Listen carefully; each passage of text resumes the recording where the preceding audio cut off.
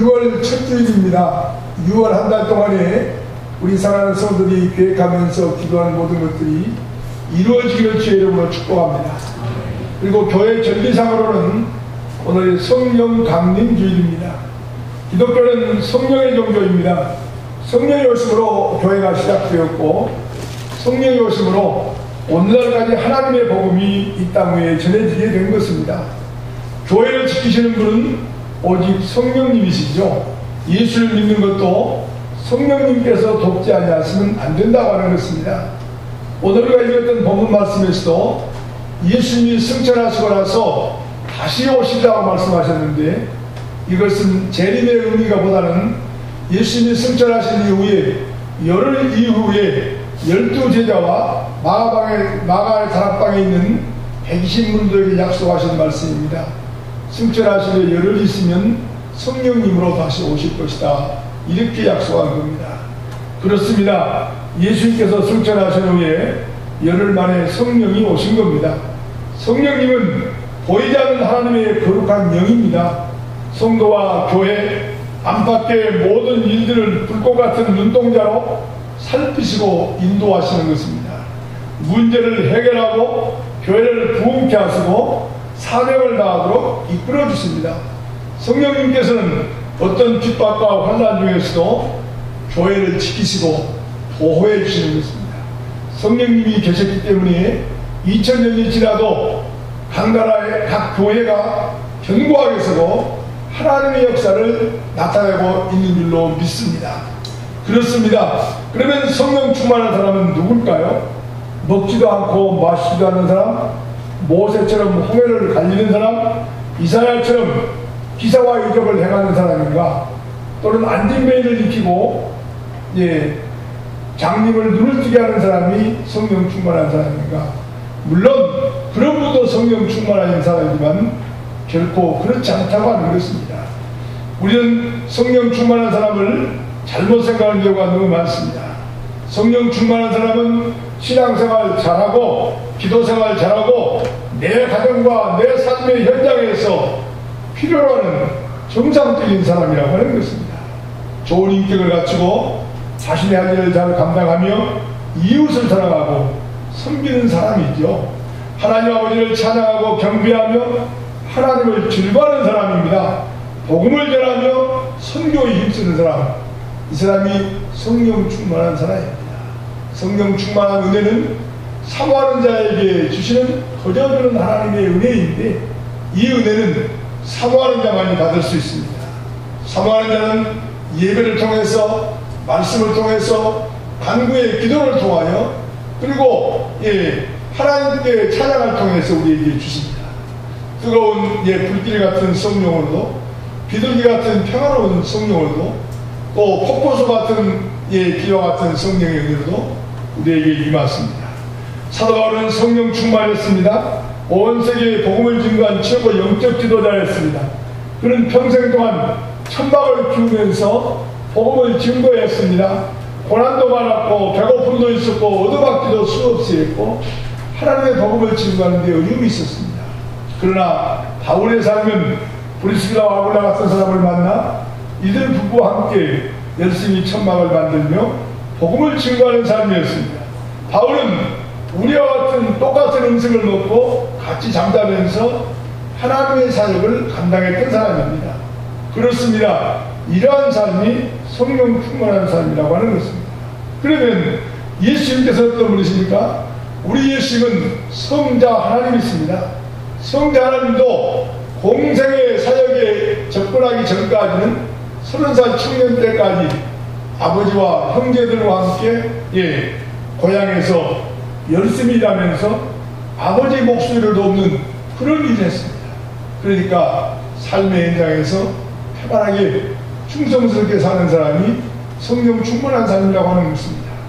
자신에게 주어진 일상적인 삶에 충실하며 겸손하게 사는 삶, 그분이 바로 성령 충만한 삶입니다. 그러면 첫째로 성령 충만한 삶은 어떤 삶인가? 하나님의 은혜에 감사하는 삶입니다. 할렐루야. 하나님이 주시는 은혜에 감사하라고 하는 것입니다. 불평하지 말고 원망하지 말고 쓸데없는 소리 하지 말고 하나님 앞에 감사하라고 하는 것입니다. 왜요? 나같이 어리석고 부족하고 영원히 멸망받을 수밖에 없는 나를 하나님의 자녀 삼아주신 것 감사하자는 것이죠. 그게 은혜입니다, 여러분. 오늘 읽은 말씀 우리가 한번 읽어볼까요? 13절 말씀.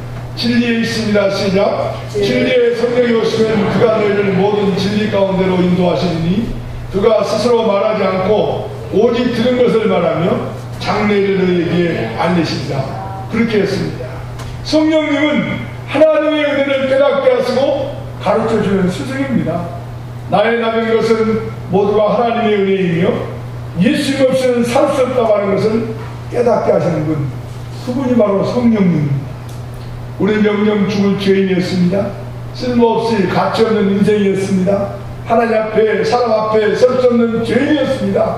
그런데도 이 죄인을 대신해서 주님께서 돌아가시고 나의 죄를 용서해 주셨습니다. 이 은혜를 어떻게 보답할 수 있겠습니까? 우리는 나같은 죄인 살리신 주 은혜 놀라와 이랬던 생명 찾았고 광명을 얻었다고 찬송합니다. 그렇습니다, 여러분. 예수님께서 우리를 대신해서 십자가에 못 박혀 돌아가셨습니다. 예수님께서 우리에게 주신 말씀이 뭡니까? 예수를 잘 믿는 부모, 예수를 잘 믿는 자녀로 살라고 하는 것입니다. 그리고 우리가 몸담고 있는 직장과 일터와 사업장에서 충성스러운 사람으로 쓰임받으라고 하는 것입니다. 그렇습니다. 그래서 훌륭한 학생으로, 훌륭한 선생님으로, 가르치는 자로 쓰임받는 것이죠. 훌륭한 직장이 되어달라고 하는 것이죠. 주님의 은혜를 깨닫 하나님의 은혜 가운데 살고 있기 때문에 복음을 증거하는 생활이 하나님 은혜에 보답하는 길이라고 하는 것입니다. 이것이 바로 성령 충만한 삶입니다. 오늘 우리도 이런 운동을 일으켜야 되는 것이죠. 각자 삶의 현장에서 최선을 다하는 것입니다. 하나님의 은혜에 감사하는 모습을 보이는 것입니다. 이게 우리 성도의 모습입니다. 할렐루야. 그래서 이 땅에서 예수 믿는 천사들이 많이 있어요. 대우조선 해양에서 배를 짓는 천사, 삼성중공업에서 용접하는 천사, 성동조선에서도 밑바닥에서 페인트를 칠하는 천사가 있어야 된다고 하는 것입니다. 이게 우리 성도의 모습입니다. 길거리에서, 시장에서, 음식점에서, 회사에서, 관공서에서, 은행에서, 학원에서 천사를 만날 수 있어요. 그 천사가 누굽니까? 성령 충만한 하나님의 자녀들인 천사입니다. 할렐루야. 우리 영광의 천사들이 방방곡곡에서 일하는 것입니다. 성령 충만한 성도의 모습이죠. 오늘 우리 사회가 평화롭기 위해서는 감정적인 삶에서 벗어나야 합니다. 선거할 때 서로 이기려고 감정적인 싸움을 많이 했지만은 이제 잔잔하게 정권이 새로 시작되었습니다. 잘하라 우리가 기도해야 되겠죠. 우리 모두 자신의 삶에 감사하며 살아야 됩니다. 성령 받은 자의 삶은 이해하는 삶입니다. 환영하는 삶입니다. 주님의 은혜로 인해서 만사가 다 평안해집니다. 기꺼이 자신을 낮추고 다른 사람을 높이는 삶입니다. 우리 성도 여러분, 우리는 꼭 성령 강림주일에 기억해야 될 것이 있습니다. 상대방을 이야기하면 김집사, 그러면 집사님에 대한 장점이 쫙 나와야 됩니다. 흉보는 일이 없어요. 우리 성도는 장점만, 좋은 점만 이야기합니다. 저에게 김집사님을 부르면 김집사의 좋은 점만 저는 수없이 이야기해도 하루 종일 이야기할 수 있어요. 근데 만나면 흉보고 별로 좋지 않은 일 많이 이야기해요. 상대방의 마음을 상하게 하는 일이 많습니다. 자, 그래서 사도행전 18장 10절은 뭐라고 말씀하고 있습니까? 18장 10절 말씀 우리 같이 읽어봅니다. 내가 시작. 내가 너와 함께 있으며 어떤 사람도 너를 대적하여 해롭게 할 자가 없을 것이니 이는 이 성중에 내 성이. 성령 받은 백성이 거짓 땅 옥보 땅의 마음으로 우리를 대적할 자가 아무도 없는 거예요. 우리 옥보형과 함께 성도 여러분, 어디에 가서든지 남의 헐뜯는 이야기 하지 마십니다. 이건 성령 충만한 자의 모습이 아닌 거예요. 시기 질투할 사람도 원수도 없어집니다. 말 한마디에 흥분할 일이 없어집니다. 그러므로 예수 믿는 자는 성령 충만함을 받아야 됩니다. 주님께서 나를 위하여 십자가에 못 박혀 돌아가신 은혜를 깨닫고 감사하십시다. 예전엔 조그만 일도 참지 못하고 이해하지 못했지만 주님의 은혜를 깨닫고 나면 용서하게 되고 이해하게 됩니다. 어린아이같이 온유해지고 순수해집니다. 이것이 바로 성령 받은 자의 삶인 줄로 믿습니다. 주님께서 내 안에 오심으로 영영 죽을 나를 살리신 그 크신 은혜를 알게 되고 이제는 모든 일에 흥분하지 않고 감사하지 않는 것입니다. 성령 충만한 삶은 제자리로 돌아가는 삶입니다. 남편은 직장과 사업장에서 가족들을 위하여 땀 흘리는 것입니다. 사랑하는 아내는 남편이 일하러 간 사이에 잠깐 쉬다가도 다시 자신의 자리로 돌아가야 되죠. 의뢰입니까? 가정에 충실하고 음식을 하나하나 맛있게 만들어서 가족을 즐겁게 하고 행복한 식단이 있어야 되고 그거 하는 겁니다. 얼마나 귀하고 소중합니까 여러분? 예, 모든 일들이 각자의 위치로 돌아가 성실해야 됩니다. 저 목사도 열심히 한 주간 동안 준비해서 성도 여러분에게 은혜의 설교를 하기 위해서 최선을 다하는 것입니다. 그렇습니다 여러분. 꽃 한 송이라도 정성껏 피워서 아름다움을 선사하는 것입니다. 우리 교회 앞에 꽃이 지금 많이 피어있는데 물을 주는 사람이 아무도 없습니다. 또 주차장에 차가 들어가지 못하도록 이쁜 화분을 갖다 놨는데 꽃을 뽑아다가 던져버리는 사람도 있습니다. 누군지는 잘 모르겠지만 아무튼 말입니다. 사랑하는 성도에는 우리 모두 자신의 위치로 돌아가야 됩니다. 회사로, 학교로, 학원으로, 일터로 하나님을 기쁘시게 하고 많은 사람을 유익하게 하며 기쁨을 선사하는 행복한 삶을 살아가는 성령 충만한 사랑하는 성도 여러분들에게 주의 이름으로 축복합니다. 우리 6월달은 국가적으로는 호국의 달이지만 교회 절기적으로는 성령 충만함의 달입니다. 왜 그럴까요? 우리 성장로님이 기도하셨지만 예, 추록에 얼마나 실력이 무르익은 계절입니까? 우리 마음 가운데 은혜가 풍성하게 실력이 무르익는데 성령 충만을 받아야 되는 거예요. 그래 첫 주간이 성령 강림교입니다. 두 번째로 성령 충만한 성도는 어떤 성도여야 됩니까?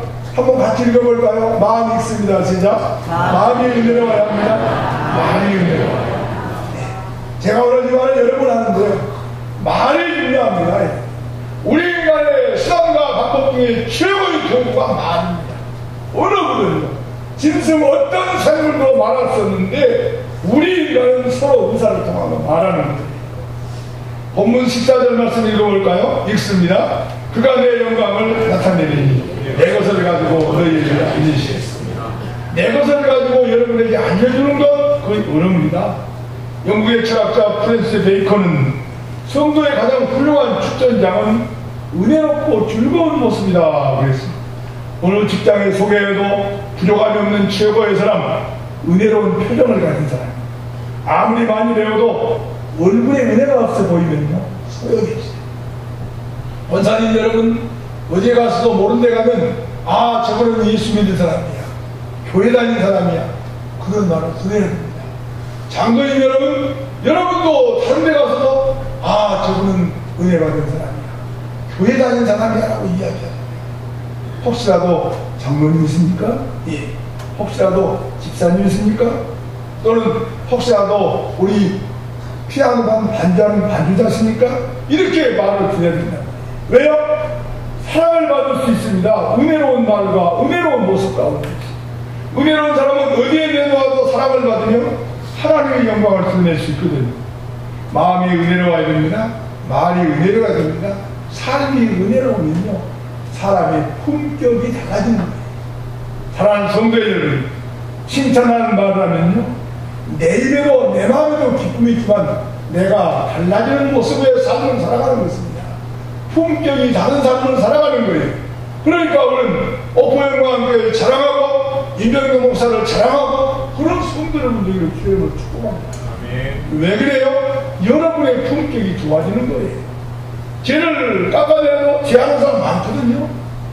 이 동네 가보십시오. 길거리 200m 차만 걸어가도 쟤한테 인사하는 사람 참 많아요. 왜요? 제가 동네에 사는 사람이 됐잖아요.